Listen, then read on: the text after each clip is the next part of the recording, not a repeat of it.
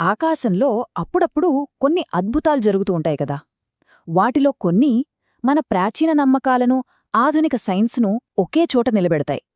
అలాంటి ఒక అద్భుతమే గ్రహణం. ముఖ్యంగా మన హిందూ సాంప్రదాయంలో గ్రహణాలకు చాలా చాలా ప్రత్యేకమైన స్థానం ఉంది. ఈరోజు మనం దీని గురించి మరింత వివరంగా మాట్లాడుకుందాం. అయితే ఇక్కడే ఒక పెద్ద ప్రశ్న వస్తుంది. గ్రహణ సమయంలో అంత అశుభం, అంత నెగటివ్ ఎనర్జీ అని నమ్ముతూ దేశంలో ఉన్న దాదాపు అన్ని గుడులు మూసేస్తారు. కానీ కొన్ని గుడులు మాత్రం తెరిచే ఉంటాయి. అసలెందుకలా? ఈ రహస్యమేంటో ఇప్పుడు చూద్దాం.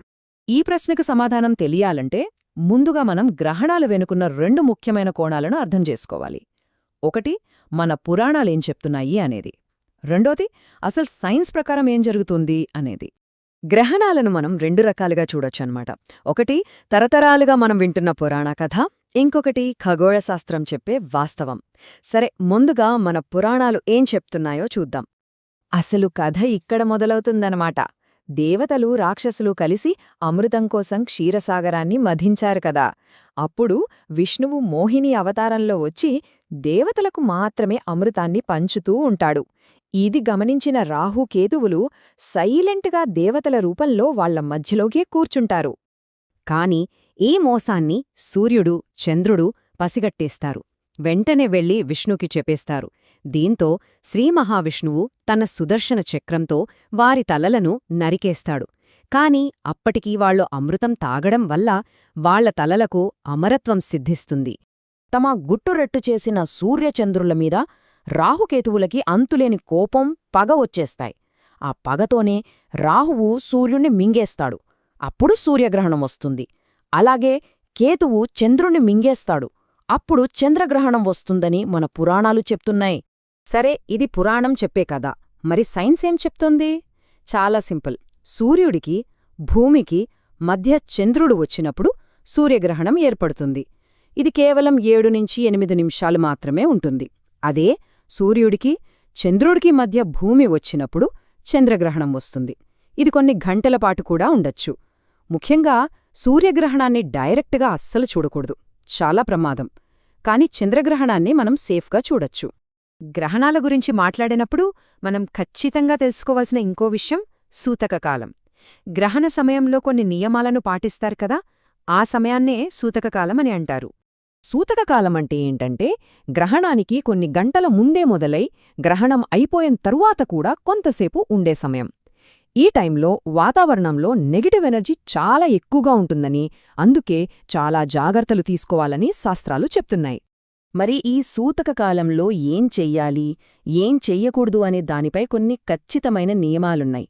ముఖ్యంగా ఈ సమయంలో తినడం, తాగడం, నిద్రపోవడం లాంటిది చెయ్యకూడదని నమ్ముతారు.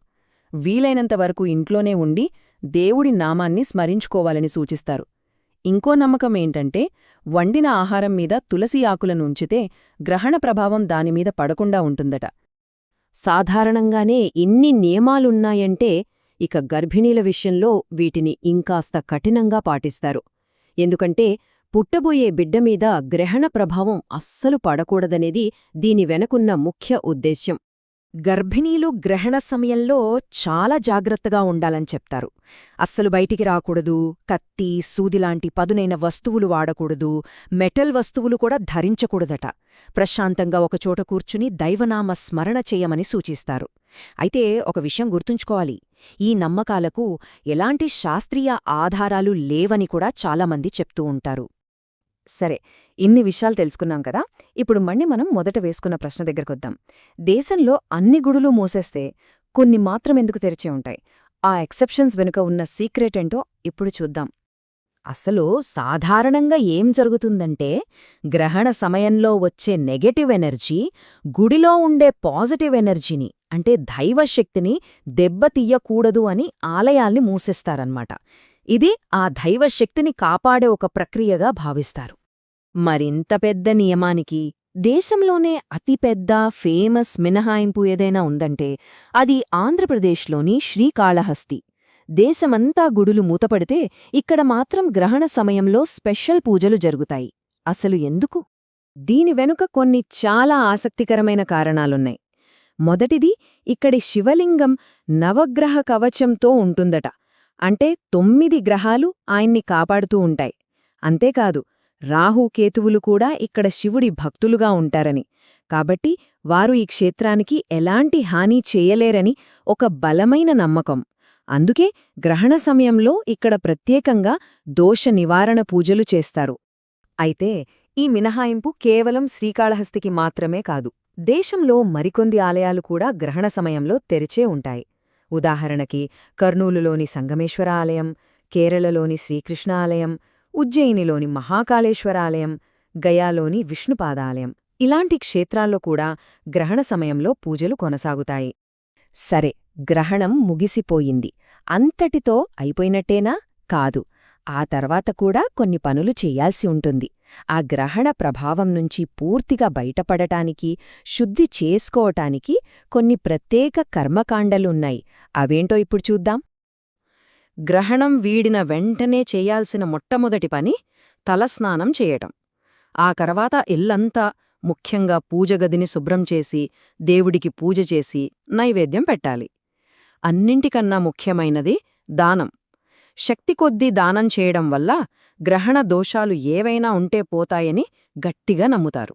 సో, ఇక్కడ గమనించాల్సిన విషయం ఏంటంటే, ఒకవైపు సైన్స్ మనకి గ్రహణాల వెనుక ఉన్న కారణాలను ఇంత స్పష్టంగా వివరిస్తున్నా, మరోవైపు వేల ఏళ్ల నాటి మన నమ్మకాలు, ఆచారాలు అంతే బలంగా కొనసాగుతున్నాయి.